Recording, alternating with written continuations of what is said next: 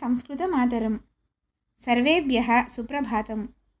स्वस्ति श्री शार्वरी मार्गशीर्षशुक्लचतुर्दश्याः सोमवासरस्य तदनु 20-वर्षस्य डिसेम्बर् 28 दिनाङ्कस्य वार्तासु भवतां सर्वेषां हार्दं स्वागतम्।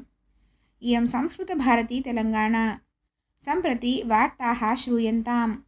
प्रवाचिका जाह्नवी पुलवर्ति। वार्ता संपादकः श्री सामलमोहनवर्यः। अद्यतनवार्ताः। मानवैः अभिमुखीकर्तुं प्रपञ्चे एकः एव करोना कीटाणुः नास्ति।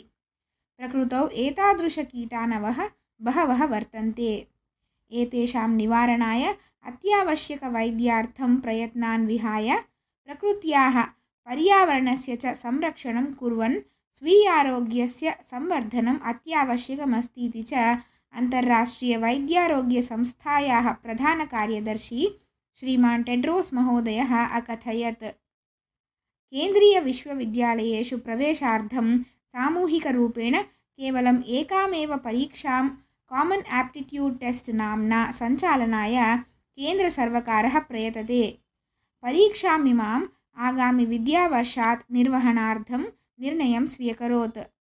एतया विद्यार्थिनः अधिकलाभान्विताः भविष्यन्तीति केन्द्रसर्वकारः सम्भावयति। मन की बात कार्यक्रमे प्रधानी मोदी महोदयः पुनरेकवारं मेक इन इंडियां स्मारयन् विदेशी वस्तूनां स्थाने मेड इन इंडिया वस्तूनि उपयोक्तव्यानि इति समसूचयत्। तथैव अस्माभिः विनिर्मितानि वस्तूनि उत्तमानि भवन्ति चेदेव प्रजाः क्रेष्यन्तीत्यपि अकथयत्। भारतप्रजाः केसरक्रयणसमये अस्माकं काश्मीरकेसरम् अवश्यं संस्मरेयुः, यतः काश्मीरप्रजाभिः प्रेम्णा संवर्धितकेसरस्य रुचिः विशेषतया भवति इत्येवम् अभ्यभाषत। दक्षिणकर्णाटकस्य धर्मस्थले मञ्जुनाथस्वामिनः आलयाधिकारिणः पुरातनत्रिचक्रिकायाः कार्यानस्य च पृष्ठभागद्वयं स्वीकृत्य पुरतः वृषभद्वयं संयोज्य वृषभाभ्याम् एव सञ्चालनाय विनूतनकार्यानमेकं निर्मितवन्तः। एतेन पर्यावरणहितकार्यानेन आलयाराधनवस्तूनि आनेतुम् उपयोगं कुर्वन्ति। किन्तु एतत् कार्यानं दृष्ट्वा भक्ताः कार्यानमिदम् आरुह्य चित्रस्वीकरणे अत्युत्साहं प्रदर्शयन्ति। अधिकरक्तपीडनकारणात् गतदिनत्रयपूर्वं जूब्ली हिल्स् अपोलो वैद्यालये प्रविष्टस्य प्रसिद्धतमिळ्चलनचित्राभिनेता रजनीकान्त् महोदयस्य आरोग्यं सम्यक् अस्ति इति कारणात् वैद्याः ह्यः रजनीमहोदयं गृहं प्रति प्रेषितवन्तः। किन्तु गृहगमनानन्तरमपि एकसप्ताहं यावत् अवश्यं विश्रान्तिं स्वीकुर्यात् इति समसूचयन्। प्रधानमन्त्री आवास योजनायाः विषये प्राजेक्ट् पर्यवेक्षण निर्माणम् इत्यनयोः अत्युत्तमकार्यनिर्वहणकारणात् केन्द्रगृहनिर्माणशाखा राष्ट्रस्तरे आन्ध्रप्रदेशाय तृतीयस्थानम् अददात्।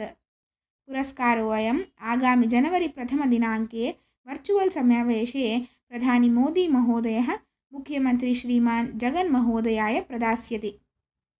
तेलङ्गाणाराज्ये शैत्यं दिनदिनम् अभिवर्धते। रात्रौ साधारणतापमानस्य अपेक्षया 3-4 डिग्री सेल्सियस् न्यूनः जायते। भानुवासरतः 3 दिनानि यावत् शैत्यम् इतोपि अधिकं भविष्यतीति भाग्यनगरवातावरणशाखा प्राकटयत्।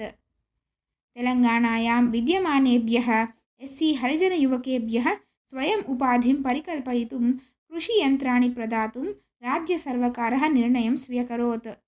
एतस्मिन् सन्दर्भे 61,700 जनेभ्यः वाहनानि यन्त्राणि प्रदीयन्ते। एतदर्थं प्रायः 500 कोटि रूप्यकाणि व्ययीकर्तुं संसिद्धः वर्तते इति वार्ताः। अद्यतनं सुभाषितम्। वेदमूलमिदं ब्राह्मं भार्यामूलमिदं गृहं कृषिमूलमिदं धान्यं धनमूलमिदं जगत्।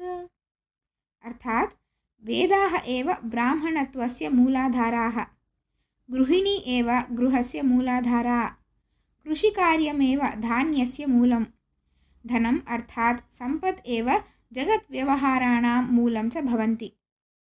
अस्तु, श्वः प्रभाते नूतनवार्ताभिः सह पुनर्मेलिष्यामः। तावत्पर्यन्तं मङ्गलं भवतु। धन्यवादाः। पाठयेम संस्कृतं जगति सर्वमानवान्।